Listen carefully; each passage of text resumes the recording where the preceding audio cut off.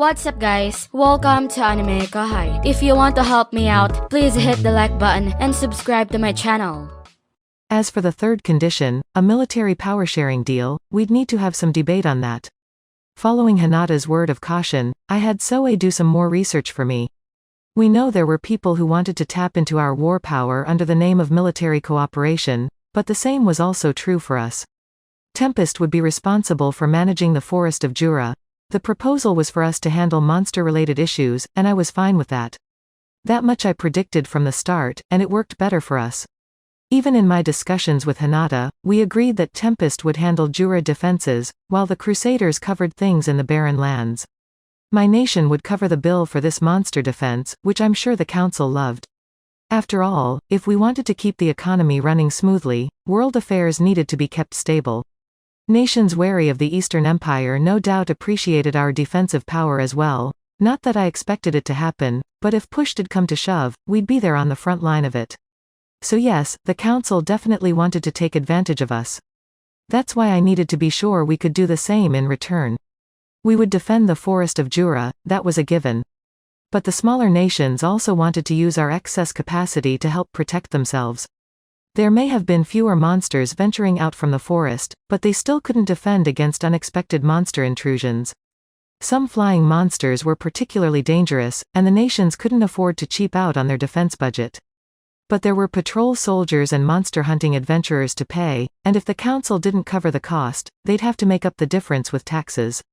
Even worse, if they had to wait around for the Free Guild to show up after a monster discovery, they couldn't prevent damage before it happened. Nations that had Luminism as their official religion enjoyed regular patrol visits from the Crusaders, but there wasn't an infinite number of them. They had a huge amount of terrain to cover, and I'm sure there were times when they were simply unavailable when needed the most. That's where we came in. Each nation could pay us a defense fee, and then they'd be free to use us however they liked. At the same time, though, they'd be relying on us for national defense, so they wouldn't be able to ignore us any longer. It'd be a display of power for Tempest, and a way to expand our influence on the Western nations. The money they'd pay us would also strengthen our position, two birds with one stone, really. And what if the Empire really did attack? Then, for better or worse, Tempest was right in the middle of their invasion route. If a fight couldn't be avoided, it'd naturally be well advised for us to shore up our rear support. If they accepted our defensive forces instead of fearing us, we couldn't ask for anything better. If we wanted to make this work, there needed to be an absolute, overwhelming difference in war power, enough to make other nations think they could never beat us in a war.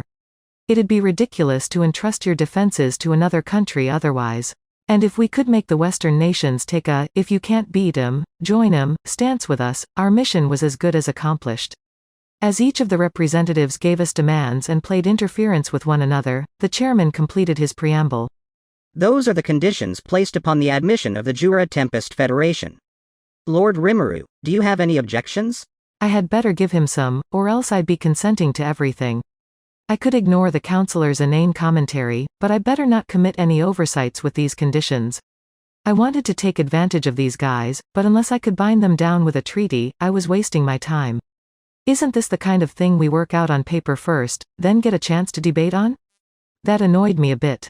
What if I couldn't give them an instant reply in this session? I assumed this was another way of harassing me. But I had Raphael with me, considering all the oral arguments and using my own hands to write them down. Talk about omnipotent. So I had my friend think about the issues and come up with a rebuttal.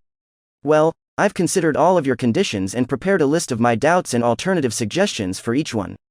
If you can accept those, I have no reason not to go forward.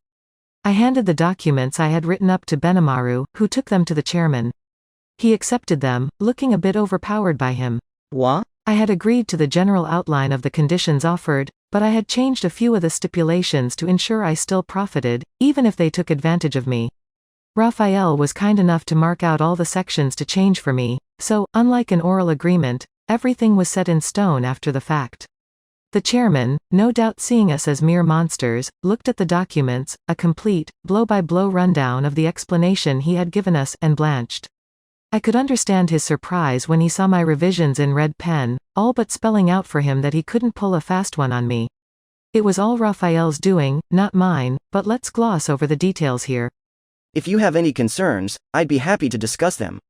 If he couldn't accept my terms, there was no urgent need to join the council. I'd just presume that my quest for general acceptance from humankind was still a bit premature and deepen my ties with the nations that already accepted us. No, there are no problems, exactly, but if possible, Lord Rimuru, I would like some time to debate these matters. The chairman, being no fool, must have realized that he couldn't browbeat us like usual. He would carefully go over my revisions, and he voiced no real complaint about that. Not that I got any time to deliberate, but even if I protested, I wouldn't have gotten any. So for now, I agreed to his request. Why was this happening? The desk, kicked into the air, was suspended in space, slowly falling to the ground, and in the midst of this nearly stopped moment in time, Hinata's eyes seemed particularly cold to me. She didn't need to use her voice to tell me what she was thinking. You've done it after all. With a heavy sound, the desk crashed to the floor. I buried my heel in it, crushing it beyond recognition. Too late to turn back now. So I reclined in my chair as if I had planned all this, crossing one leg over the other. Then, giving a gloating stare at the councillors gaping at me, I heaved an internal sigh. Look, I kept it bottled up at first. I had a reputation as a grown, mature leader for Tempest, and I took pride in having a heart broader than the ocean. That much, I think I've made clear from my recent actions. People called me a bastion of fortitude. I could even handle Milam with no problem. That broad heart of mine allowed me to laugh off and forgive all her selfish bantering. But what if, instead of Milam, you had this room full of unattractive, obsessed, materialistic old men who never even bothered to hide the avarice glinting in their eyes? You could find the answer in that twisted desk in front of me. After an extended, 3-hour break, the meeting went back into session. Here's where my problems began. In response to the documents I submitted, the representative created something they called a list of requests and handed it to me. Judging by the tired look on the chairman's face, this was done against his will, but I didn't have any sympathy for him. A quick look through the list showed me that I could accept absolutely none of their demands. Here's a rundown. Open a Magitrain line to Anglacia, with Tempest handling all construction and costs. Provide high-quality weaponry and armor. Tempest is requested to help the Western nations strengthen its military preparations. As the labyrinth that appeared in Tempest as a treasure to all humankind, add the Council to its administration team. Upon admission, Tempest will provide a preset amount of taxes on a yearly basis. Due to safety considerations, the representatives it selects must be humans. And so on. There was a lot of nonsense written down. I gotta hand it to them, they made me lose my temper in the space of 3 seconds. These conditions weren't even worth debating. This wasn't just an unequal treaty. I'd sooner give up living with humans entirely than sign on to this. Alright, people, are you making fun of me? You've been prattling on and on today, but what makes you think you've got the right to make demands to a demon lord? My kicking the desk to pieces made the hall notably quieter. Holding back my rage, I spoke directly to the chairman, currently hanging his head in shame. Sir Rimuru is asking a question. Don't just sit there quietly. Please answer him. Shuna, smiling, delivered a follow-up blow for me, and I think that had more of an effect than anything I said. The councillors looked fully cowed now, some of them breaking into a cold sweat. I think you have the wrong idea here. Our nation has already almost completed a gigantic economic block of its own. The one reason we want to join the Council of the West anyway is so we can show the human race that we're not hostile to them. But if you don't want that, I've got no intention of forcing things along here. My voice rang quietly in the silent chamber. I wasn't shouting at all, but it seemed to make all the representatives' minds shiver with fear. I wasn't using Lord's ambition or anything like that. Against a human target, Lord's ambition would cause sheer panic at best, insanity and death at worst. No need to break that out. And I wasn't brainwashing them at all, either. If I did, I'd be throwing all the goodwill I built with humanity out the window. I had no interest in living out my life with a legion of boring puppets who said nothing but yes to me. No, this was just me being riled into destroying the desk and laying out my full opinions. But even that had a massive effect. No, Sir Rimuru, that was not at all the motive behind our requests. Certainly not. We simply provided our perhaps overly optimistic feedback out of a desire to deepen our friendly ties with you. The browbeaten councillors desperately began making excuses. The more of them I heard, the more annoyed I got. First off, why was the king of a nation only a sir? If I was convening with other kings and leaders, I'd expect that, but being called it by someone without a country to govern was the same as saying I ran no nation at all. It was a nation addressing a colony, and it demonstrated zero respect for us. I'm sure they looked down on us as a bunch of monsters. I could put up with being looked down upon personally, but if it was my whole country? Forget it. I am a demon lord and expected to be treated that way, but this was even worse than I expected. My hotel was first class, and a lot of the councillors here treated me with respect, so maybe I let my guard down a little, but still, this was horrible. Oh? Then what was your motive?